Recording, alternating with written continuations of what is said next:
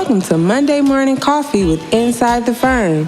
Each week, our hosts will be interviewing local, regional, and national business leaders to give you an inside peek into how they lead their business to success in the ever-competitive business climate. Welcome to another edition of Inside the Firm. I am Alex Gore, your Monday morning coffee host. I am here with architect Ari Bose.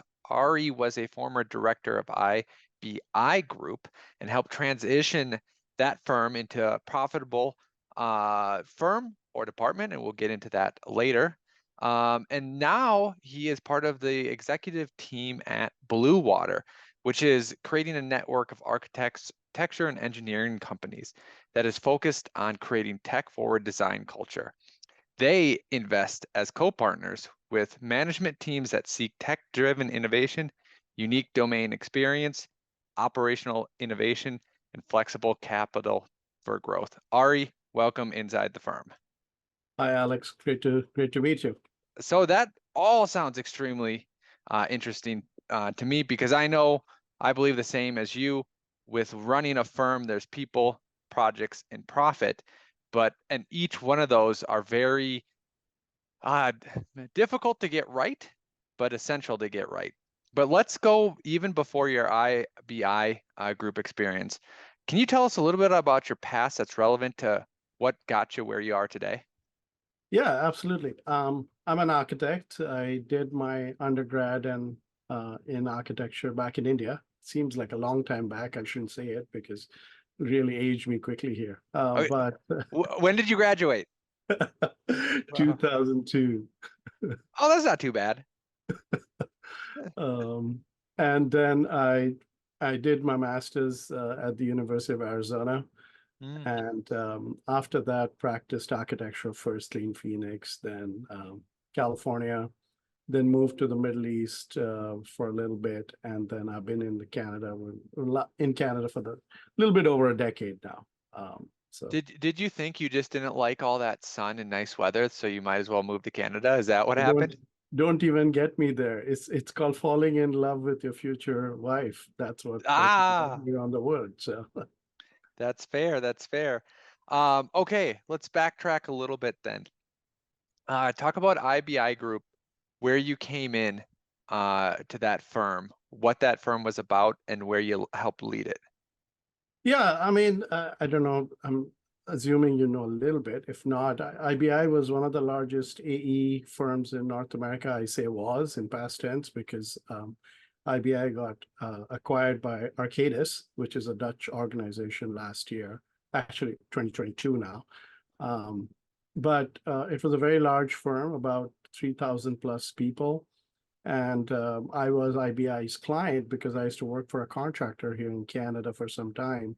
And we used to do design build projects together. And I joined IBI to essentially grow their the Canadian East practice, but specifically focused on collaborative design models. So let's say design builds, private-public partnerships, and so on. And eventually I transitioned from that role to leading the US East, and then finally all of US. But IBI, and I'm not going to go into the legacy name, IBI essentially stood for Intelligence, Buildings, and Infrastructure, which were our three large kind of sectors, let's say. And buildings being architecture and engineering for buildings. And that was basically 55% of our business. Wow. And so that's what I led for that firm in the US. For about, I don't want to project it as I was the only person leading firms like this always is a team effort, and there's a group of leaders. So I was one of the leaders, but I was leading up as part of the leadership group and basically leading the buildings group in the US. In the buildings division, what type of buildings was IBI doing? Well, everything from master planning, I'll say, not just buildings only. So everything from master planning, placemaking practice also formed a part of the buildings group, all the way up to kind of large commercial buildings institutional buildings like courthouses. We obviously very large high-rise multi-residential portfolio. very large K through 12 education portfolio, higher education, science and tech, healthcare, you name it, we did it all in terms of buildings. There's only so many very large companies like that, HOK, Gensler, like you can name, there's a whole bunch. Yeah. So could you kind of walk me through, because I feel like it's interesting, a couple roles that you had there and what the transition, because when you say, what, and leading to maybe the endpoint is when you're leading / co-leading with multiple people, the building division, what are you actually doing? What is your day to day? It's very interesting. I mean, everybody looks at it very differently. I mean, I'll start by saying that whenever people look at leaders and talk to leaders, and the word strategy comes up a lot. And I hate that word because most of the people who talk about strategy actually have, well, I shouldn't generalize, but it would seem like everybody loves to use the word strategy, but strategy is ultimately nothing but a set of 100 small little actions that have to come together to deploy that strategy. And so I would say that, we were much more of a leadership group where I would do everything from writing proposals to talking to clients to running projects, talking to people. And that's why we talk a lot about connection to profit ultimately comes to people, because if you're really connected to people, you really understand what kind of help they require. And you have to be ready as a leader to jump into the weeds and to help them with that and to solve their problems. So I did everything from chasing large proposals, strategizing on large proposals, teaming on projects. I ran my own kind of large project myself. I was doing a very large, leading up a very large, so 2 million square feet research and engineering complex for Ford Motor Company in Michigan. And I was the lead architect on that project, running a whole team. We had almost 300 people working on that project. So that was a job I was on while I was trying to do all these other things as a leader within the firm. Was there other people kind of dedicated towards, let's just say, operations or overall? I'm sure that you had a, what's the word I'm looking for? A chief financial officer, a Absolutely. chief operational officer. And how did they interact with you in this sense of, because you have to balance profitability with like project execution 100%. excellence? So I think we can talk about a couple of different things, and you're getting at something which was really fundamental to our success over the last 5 years at IBI that we were there, and that is something that we really focused on in our model at Bluwatr. In fact, the next generation of it. So I'll touch upon that, but I think one thing you touched upon briefly was this idea of distributed leadership, which is something fundamental to how I believe firms should run. Too much of firms' information or resources are hoarded by certain individuals. There needs to be a sense of distributed leadership in most firms where people understand that there are other people. You have to trust them to be able to make mistakes and run jobs, and you cannot be in every meeting and so on. So that's one aspect of, when you said, oh, how do you do this if you're running a project while doing other things? So that's one. The other thing is, about 5 years back, before the sale of IBI Group, our CEO came up with a new strategic plan. And the new strategic plan was to change IBI into a tech-driven design organization. And that fundamentally changed the way we operated. So for example, we invested in 3-4 different things, but the fundamental cores of those things are what changed the practice. One is business intelligence. So you said, CFO, are you working with CFO? Yes, but can you take the CFO and can you take the finance person out of the picture day to day? And can you run a business and get business intelligence? So what we developed was this really solid business intelligence platform, which was, tied to metrics. We all understood, people had visibility and transparency. And now we're building kind of the next generation of that platform at Bluwatr, which is really taking business insight to a different level and arming our architectural professionals with the financial tools and the financial know-how they need about their business. Because most of the times you go to an architecture firm, you ask for any number, people are churning out 10 Excel sheets and trying to do 25 different calculations. And by the time you're looking at that number, it's already outdated by 3 weeks because new timesheets have come in and new invoices have come in and so on. So that was one of the fundamental things that we used as a tool and leveraged it to really get a good idea of our business, even without our financial group. But in terms of our leadership, we had a three-pronged leadership within the US. There was a regional leadership and somebody who had led the region in terms of profit and loss. And actually, his name is Todd. He is my co-founder here at Bluwatr. And so Todd led the region and he managed all three sectors, I, B, and I, all the three business lines in the US, while I managed the buildings and there was someone else who managed operations. And between the three of us, while I was largely focused on growth, Todd had his feet both in operations and growth, while the third person, Susan is her name, she's still there. She managed the operations of our business. So that's kind of how but then there's, distributed leadership all across the practice in the entire region. We are about 800 people in the US. So just three leaders is an unfair way to say we manage the business, but the three people provided strategic direction in terms of how and where we wanted to go. How did you, and how would you advise someone else to move up that corporate ladder? Because you weren't plucked out of, working in Toronto, working for another firm, and then immediately, or maybe you were immediately put at that high position. Was there a couple of steps, and what did you do to move up those steps?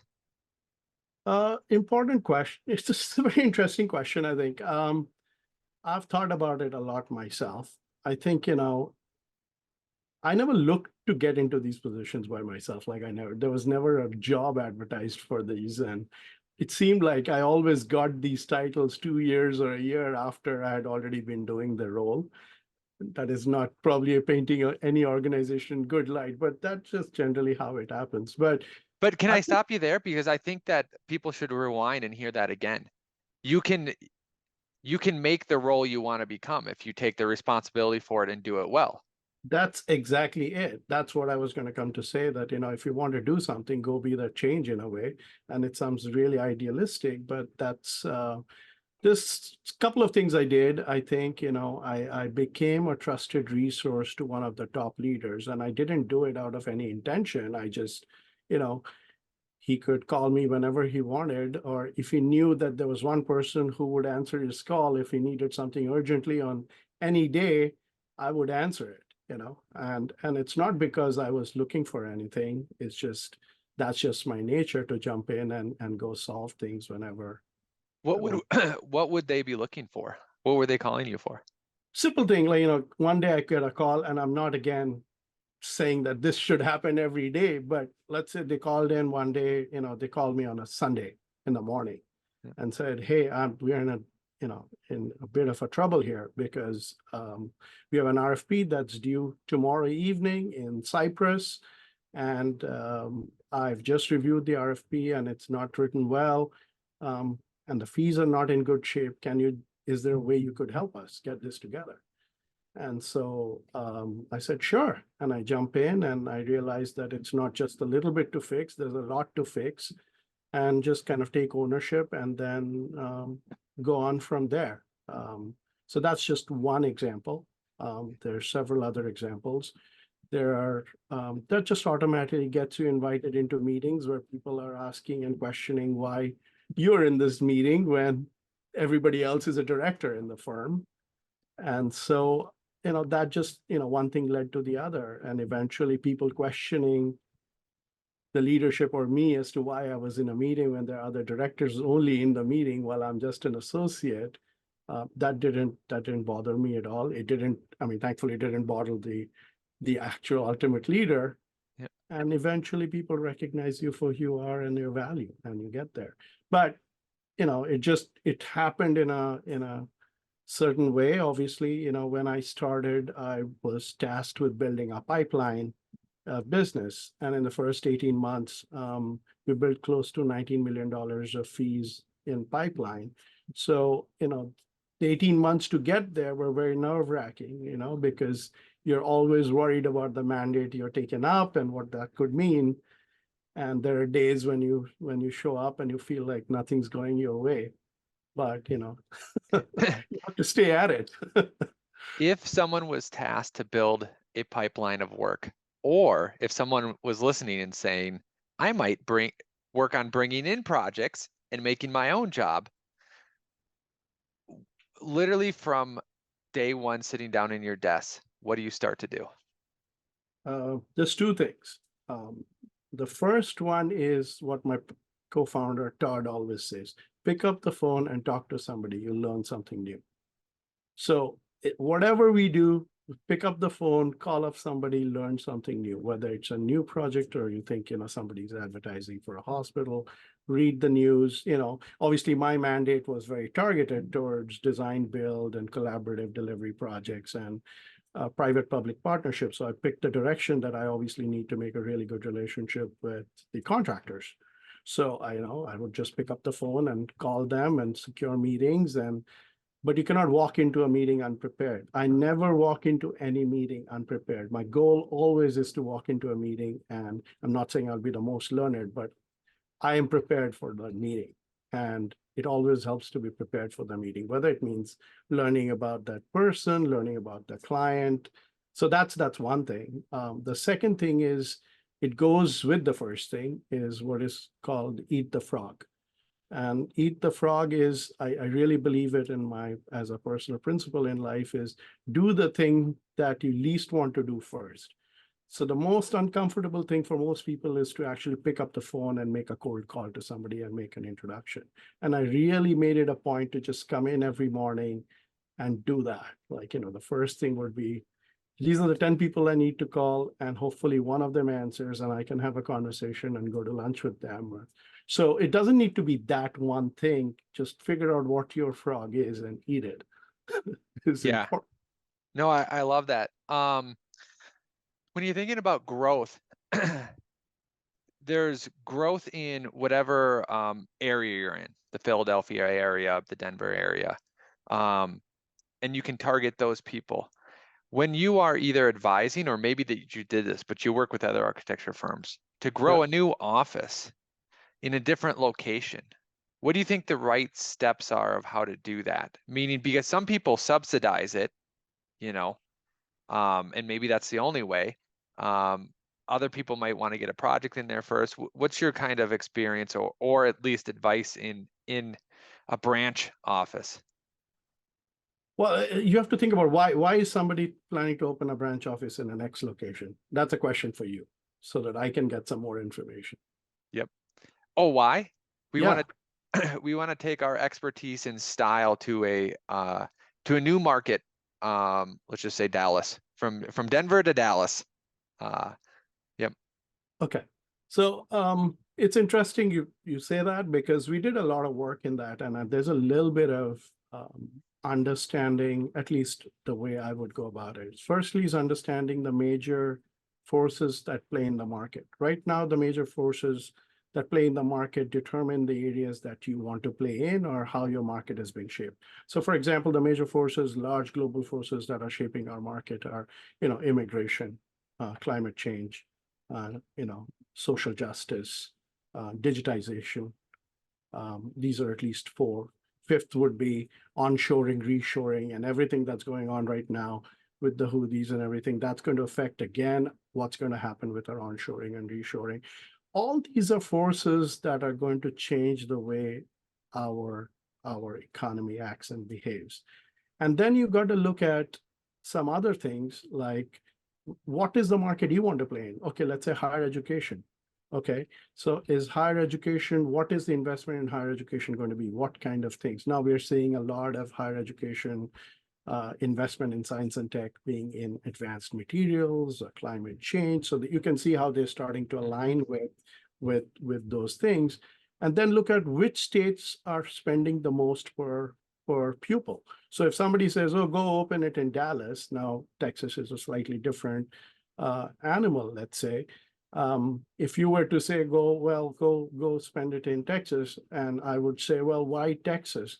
The spending per pupil is the highest in California first. So why wouldn't we look at California?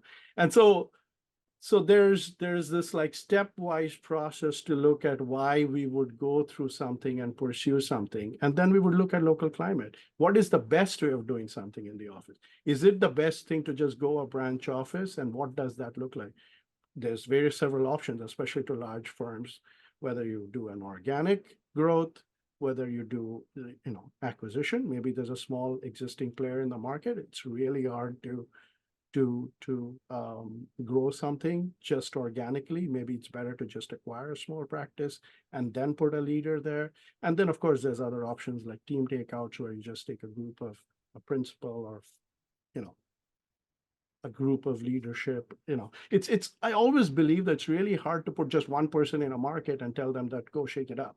You need to have a distinct group of people who can go move and shake something in a market. So that's kind of how I would look at, or we would look at, how branch offices should be opened. Like there has to be a market behind supporting that thinking, not because I feel let's go open a market in Dallas. And knowing a little bit even about the Dallas market and and I know you're not looking specifically at Dallas, but I'm telling you, from my knowledge, even Dallas and Houston are different. Like if you had an office in Houston, you probably wouldn't be able to work in Dallas as easily. I was just saying that even in the local market, you got to understand where it's better for your market to be, whether it's in Dallas or Houston. And, if you're in Dallas and you're intending to do work in Houston, you should know that you wouldn't be able to do that, or it's going to be hard going, because it's really tough competitive markets, and you almost have to have a presence in Houston to do work in Houston. So things like that, Have you found or experienced, and maybe this is a unfounded fear, you open up a branch office, and let's say for a while you have to subsidize some of it, sending some of the work from Denver to Dallas, so that they get on their feet. But then in 2 and 3 years, let's say Dallas is doing great. They're doing manufacturing there for whatever reason. How do you look at finances of, the different firms, and where is that money going? And is it being kicked to a upper corporation and distributing back down? How does that look? So we did a lot of work in that, and we do have I definitely have a working philosophy on that worked really well. And I think that firms who do this kind of profit center I'll tell you the story first before I get into an answer. And this is for a major courthouse job that we won, and we teamed with this partner.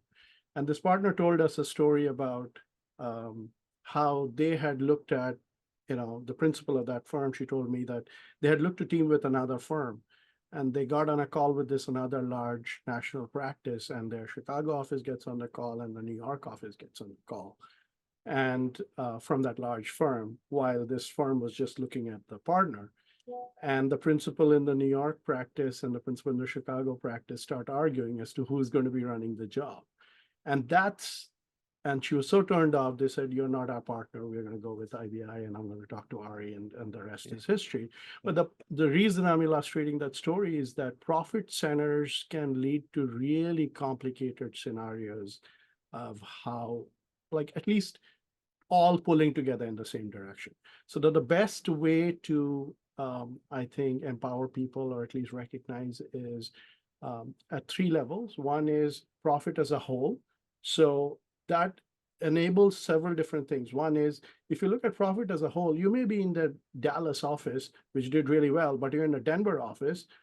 The office didn't do well, but you have 2 super performers. Now they're not going to get a bonus because their office didn't do well.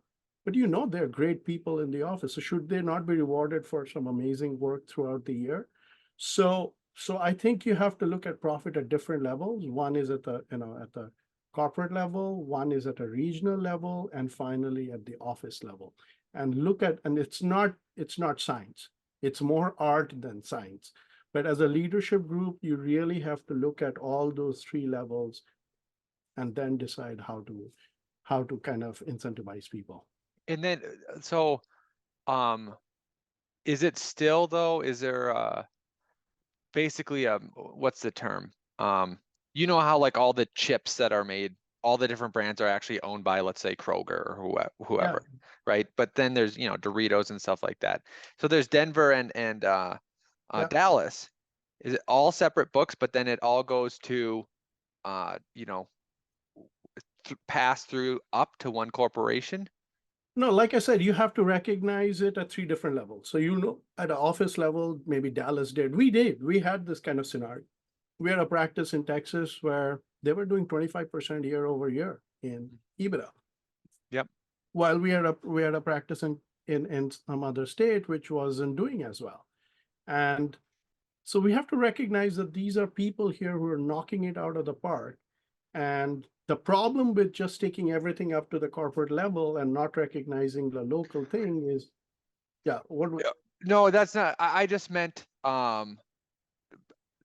I just meant the literally like the bank accounts and like that's what I meant. Obviously you need to reward people going for. So what about the bank account? I'm still a little bit unsure what you're. Are you having a Dallas bank account and a Denver bank account and Dallas books and Denver books? I mean, the bank accounts are based on the entities.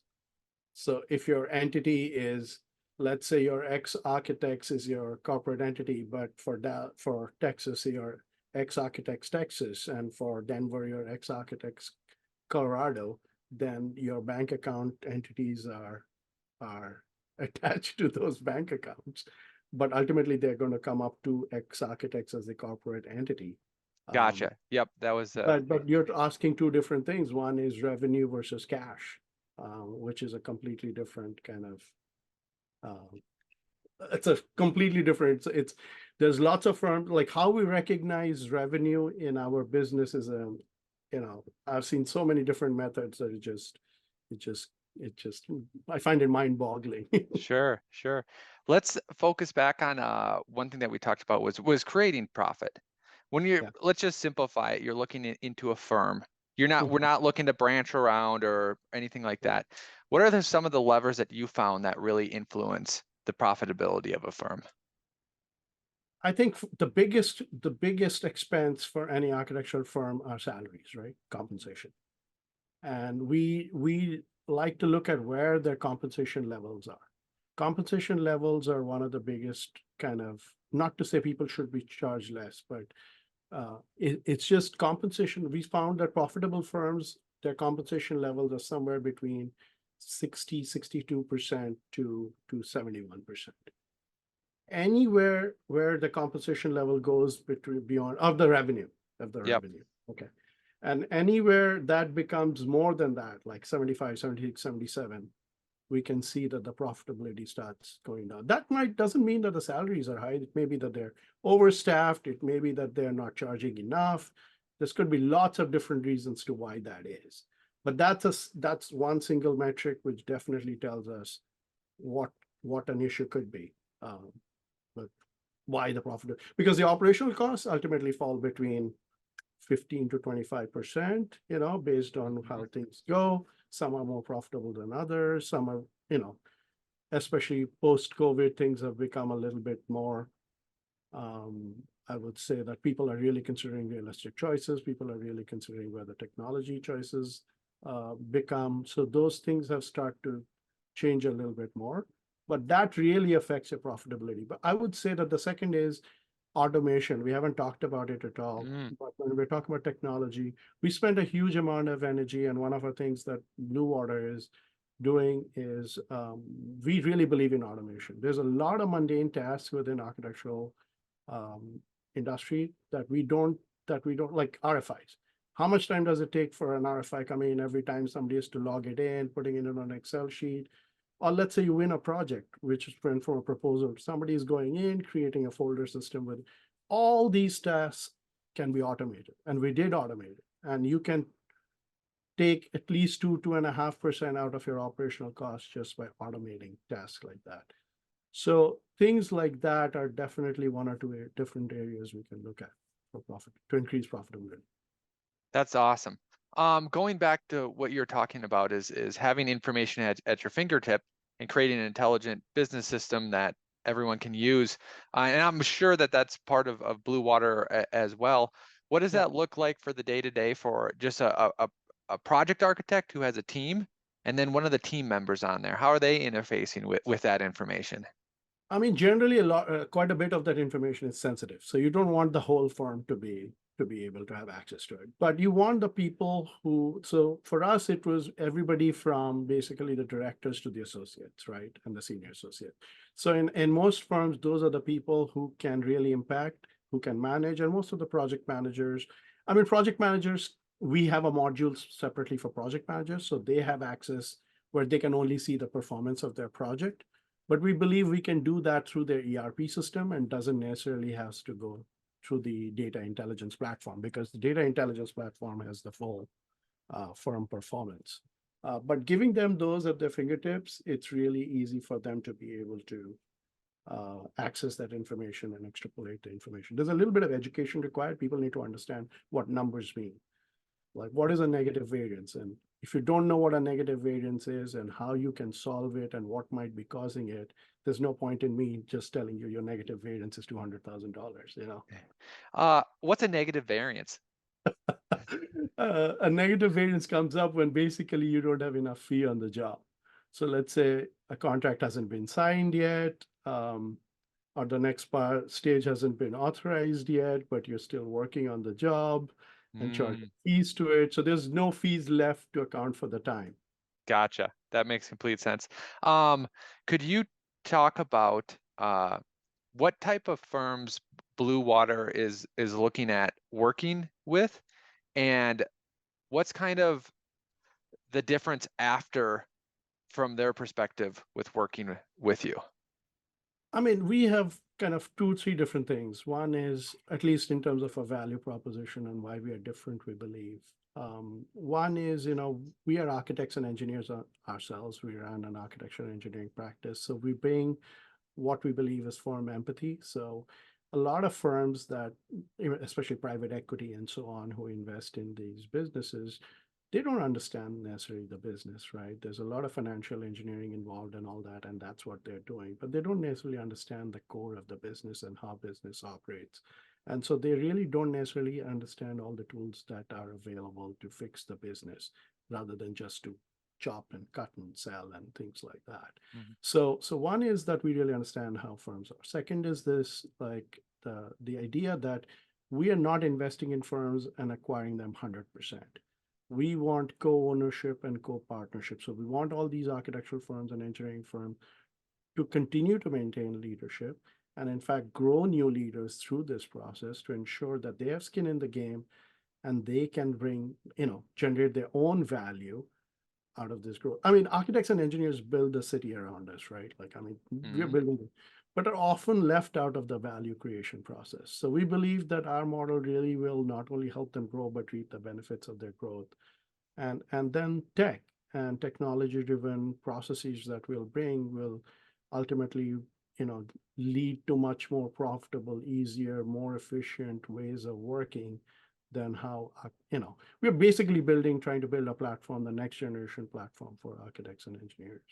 That's awesome. That's exciting, and that's the way it should be. To wrap this up, any other message you want to get out there? And if people want to reach out or learn more about what you do, where should they go? I mean, we are on the web, www.bluwatr.io. I mean, Bluwatr, there's no E's in there, so it's BLUWATR. And my email is Ari, A-R-I, @bluwatr.io. They can just reach out to me, drop me an email.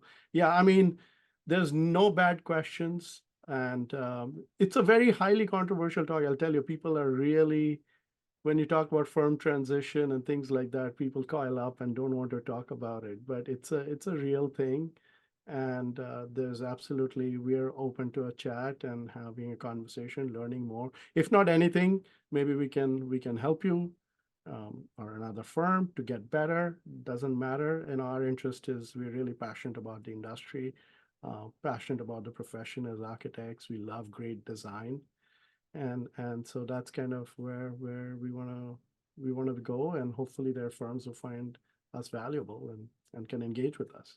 I think it's immensely valuable to have partners like yourself because people build up firms, you know, through decades, Absolutely.